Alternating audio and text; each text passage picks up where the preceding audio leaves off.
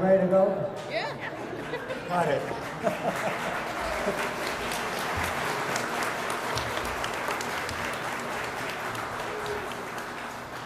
Thank you. Thank each of you for being here today. I'd like to thank these ladies who have made these quilts, and I think I can do it on behalf of all of the recipients, that I'm going to ask them if we can have their permission. You know, this is real timely because the fall weather's coming close now, and when we sit down in our favorite rocker or our favorite recliner, whichever the case may be, and tuck those quilts up close to us, could we just feel that as we sit there and rest, that you ladies are kind of watching over us? It'll certainly make us sleep, make us rest a lot more comfortably.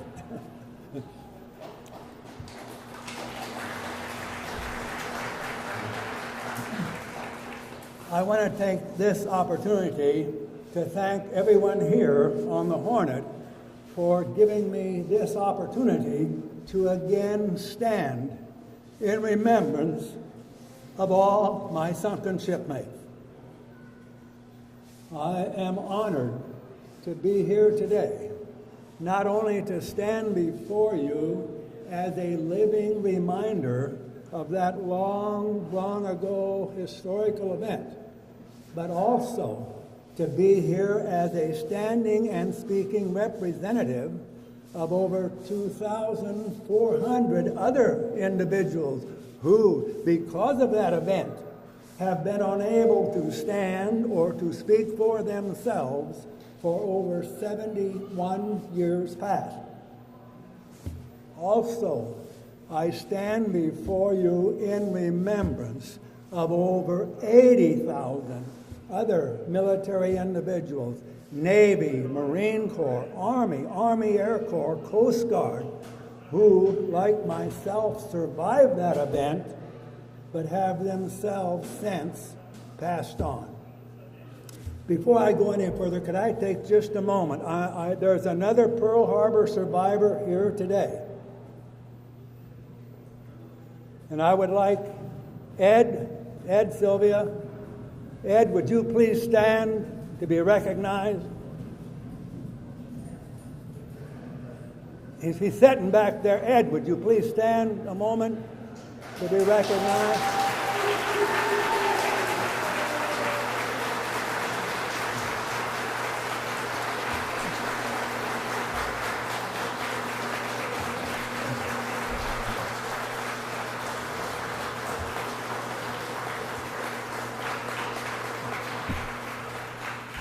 Ed is also a plank member of this very ship.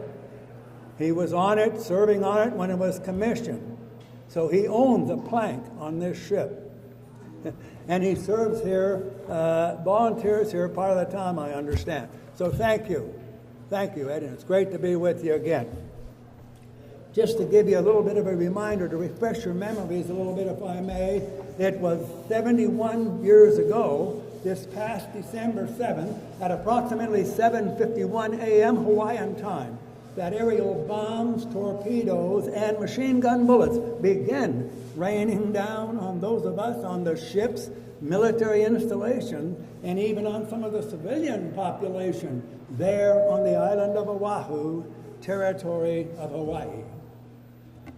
It was 71 years ago that the once roaring, blazing guns aboard the mighty battleships Utah, Oklahoma, and Arizona fell forever silent as those great ships, with many of their brave and valiant crew members still manning their battle and duty stations, slipped beneath the oil-covered, burning waters of Pearl Harbor. In the many days and years that have since passed, I have oftentimes wondered, as I do most every morning, and as I would ask each of you to take just a moment to wonder with me now, have those brave and valiant crew members on each and every day that has since passed, did they this morning And will they forever stand muster, still manning their battle and duty stations there beneath the calm and peaceful waters of a harbor they gave their lives to defend?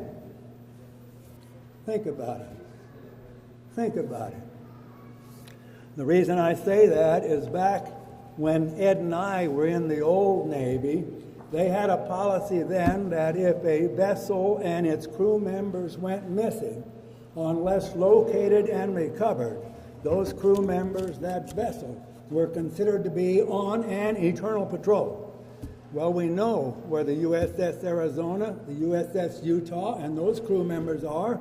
We know the USS Oklahoma was righted and prepared to be brought back here to the U.S. for repair. It sunk on the way while it was being towed back to the U.S.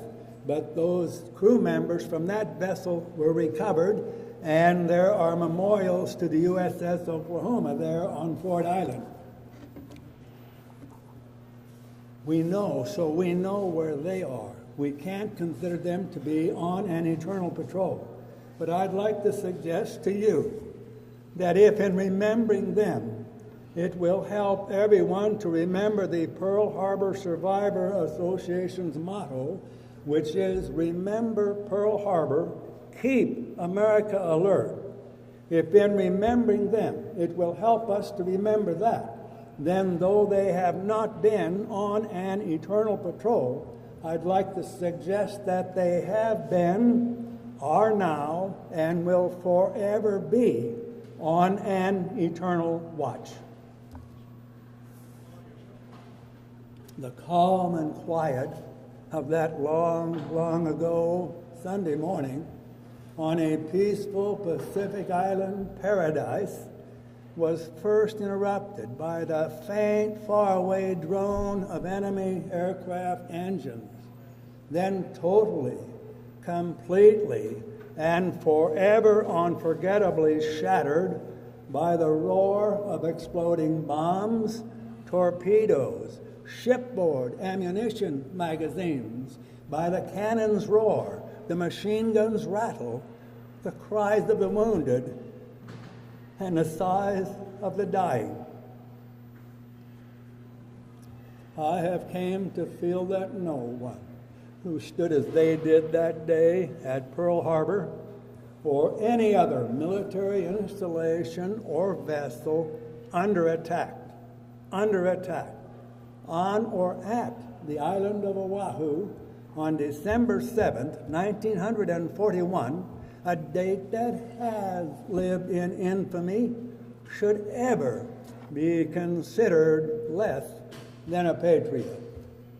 Those of us of the Army, Navy, Marine Corps, Army Air Corps, Coast Guard were caught off guard and badly, badly beaten that morning. But those of us who survived picked ourselves up, dusted off our pride, tended to our wounded, and buried our dead. Then recovered and repaired those ships, aircraft, artillery, vehicles, whatever all else could be recovered and repaired.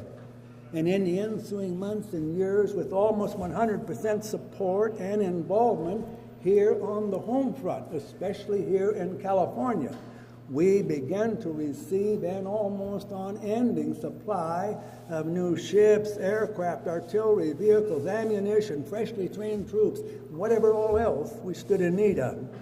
With these things at hand, those of us of the combined military forces of the United States and some of its allies set out upon, over, and under the waters of the vast Pacific and Atlantic Oceans, other areas of navigable waters, flyable airspace, and approachable land, not only to seek out, but to destroy those who would destroy us.